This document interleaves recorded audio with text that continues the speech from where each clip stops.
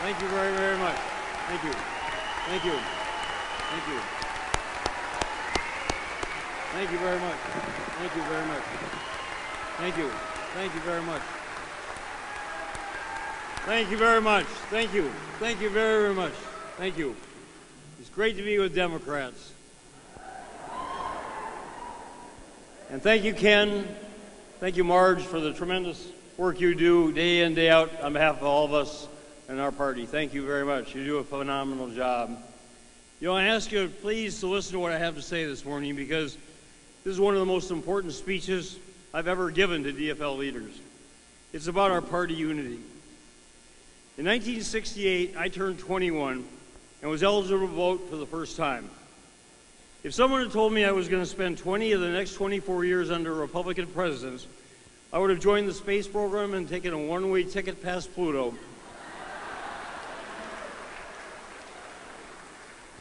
In 1968, I was a young anti-Vietnam War activist, still in shock over the assassination of Robert Kennedy, my first political hero and my candidate for president. I reveled in the protests and demonstrations at that summer's Democratic convention. But later I realized how those bitter divisions helped elect Richard Nixon president. And I learned the hard truth that the consequences of elections last for a long time.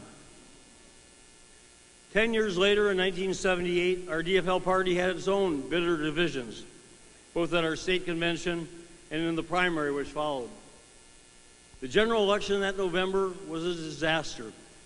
We lost our DFL governor, 2 United States senators, and 32 DFL House seats. It took us 22 years to win back both of those U.S. Senate seats. Some people called that election the Minnesota Massacre of the DFL party. But the truth is, we massacred ourselves. When we are united, we win elections. When we are divided, we lose them. All of you bring your wonderful passions and convictions to this convention hall. All of you have candidates and causes which might seem more important to you today than party unity. But with that mindset, the people sitting next to you who believe in other candidates and causes might seem like your opponents or even your political enemies. But they're not. They're your DFL allies and friends.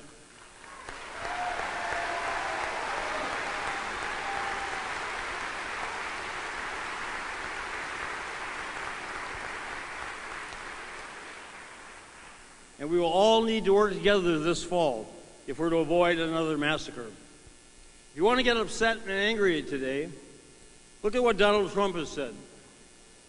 Quote, President Obama doesn't have a birth certificate. He may have one, but there's something on that, maybe religion. Maybe it says he's a Muslim. And another time, quote, an extremely credible source has called my office and told me that Barack Obama's birth certificate is a fraud. No, Donald Trump, you're the fraud.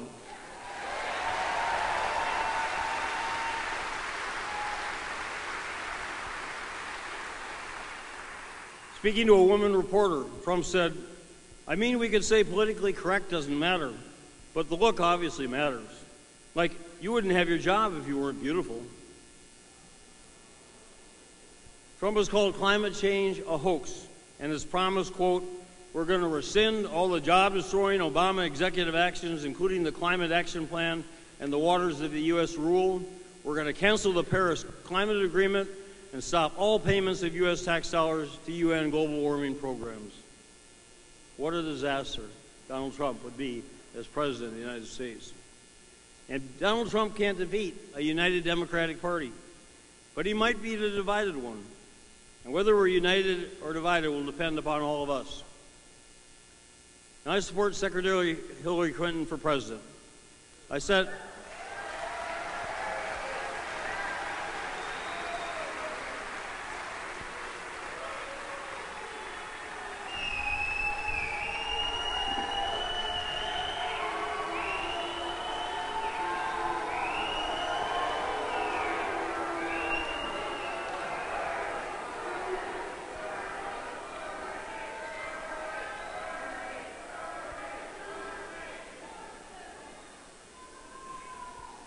I sat next to Hillary in the Senate chamber for 6 years, and she is, as my friend Paul Wellstone would say, a charter member of the Democratic wing of the Democratic Party. She's a strong progressive and an outstanding leader. I know that many of you are supporting Senator Bernie Sanders.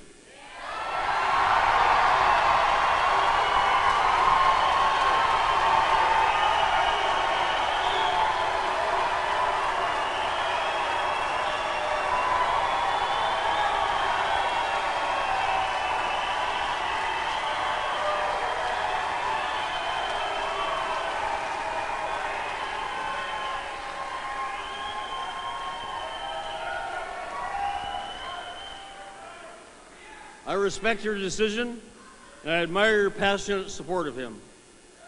But I'm concerned that our differences over our presidential preferences not cause harm to other DFL candidates who will need our united efforts to win in November.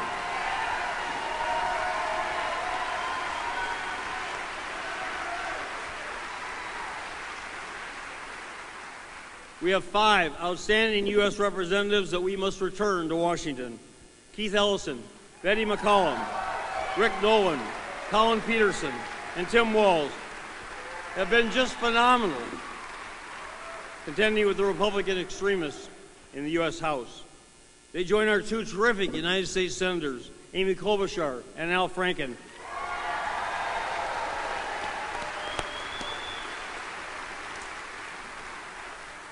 To give Minnesota the strong progressive leadership we need in Washington.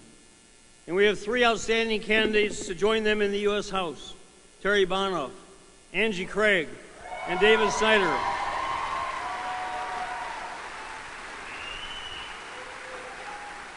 They will win in November if we are united behind them.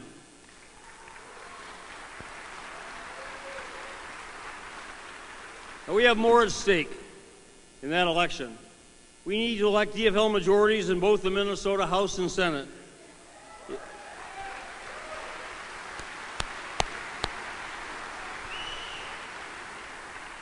If we want to continue the progress we have made toward a better Minnesota. Do you remember what we had to endure in 2011 and 2012 with Republican majorities in the House and Senate? They wanted to pass right to work, dismantle unions, end prevailing wage, eliminate defined benefit pension plans, cut health and education budgets, borrow more money from our school districts, raise property taxes on the middle class to protect the rich. I vetoed 57 bills that would have taken Minnesota backward.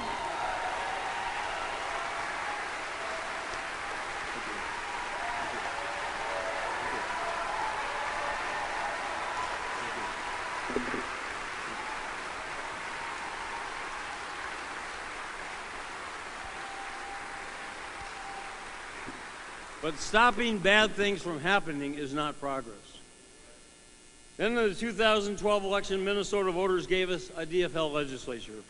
And what a difference we were able to make for Minnesota. We raised income taxes on the wealthiest 2% and only the top 2%.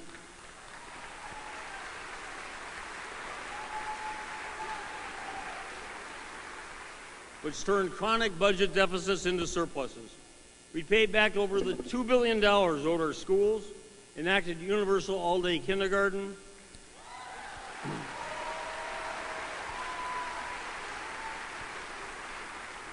funded 2-year tuition freezes at the University of Minnesota and the MnSCU campuses, passed marriage equality,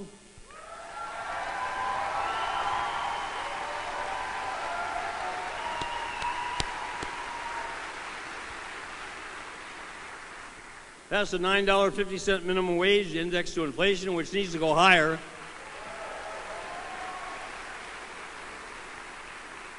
Passed strong anti-bullying legislation and landmark renewable energy legislation.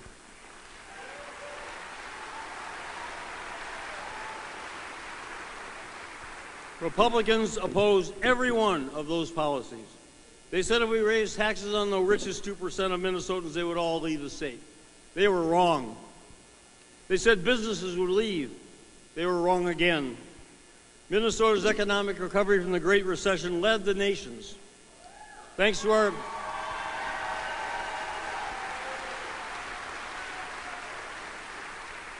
Thanks to our DFL policies, more Minnesotans are now working at better wages, with better working conditions, and able to make better lives for themselves and their families, and that's what I call progress.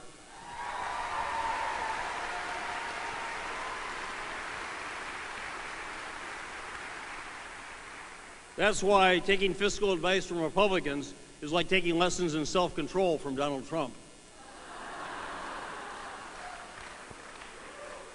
Unfortunately, it didn't last. Republicans regained the majority in the Minnesota House, and it's been gridlock and deadlock for the past 2 years. We're dealing with people who know nothing about better government and care even less. They run on the promise that government does everything badly, and then if they're elected, they go out to prove themselves correct.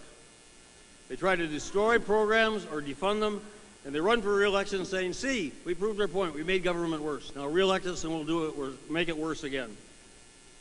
This year, the Republicans refused to fund universal pre-kindergarten because by doing so, in Speaker Dowd's own words, quote, you increase the dues-paying members of the teachers union by 8 to 10%. Democrats get about 2/3 of their money for their campaigns from the teachers union or from unions. So he would deny 47,000 4-year-olds better education because of his crass political calculations.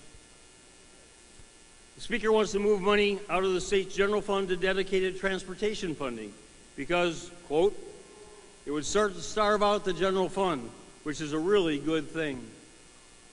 No, Mr. Speaker, starving the general fund would be a really bad thing.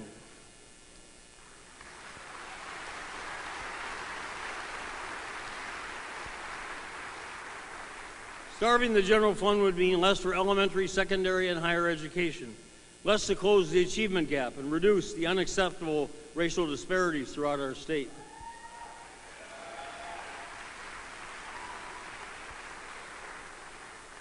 Less for health and human services, less to provide our citizens with the help they need, the services they want, and the better futures they deserve. The Republicans are the party of less. They're the party of no. They're the party of the past. We DFLers are the party of more. We're the party of yes. We're the party of the future.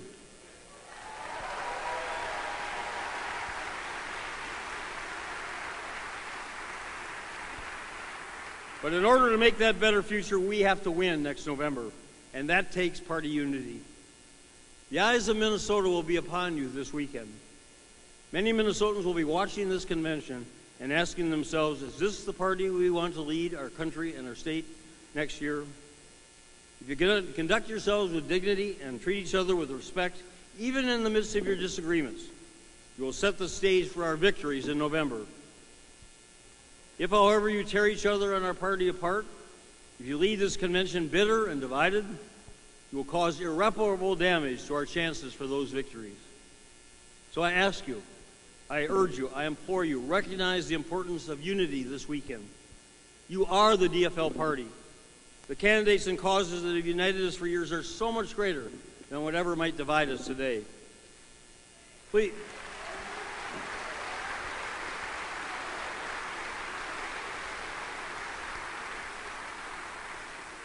Please remember that this convention is not the end of this year's political process. It is another chapter leading to our shared goal of saving our country from President Donald Trump and our state from Republican legislative majorities. United we win, divided we lose. It's that simple, and it's that important. Thank you very much. Thank you. Thank you. Thank you very much. Thank you. Thank you. Thank you very much. Thank you. Thank you very much. Thank you.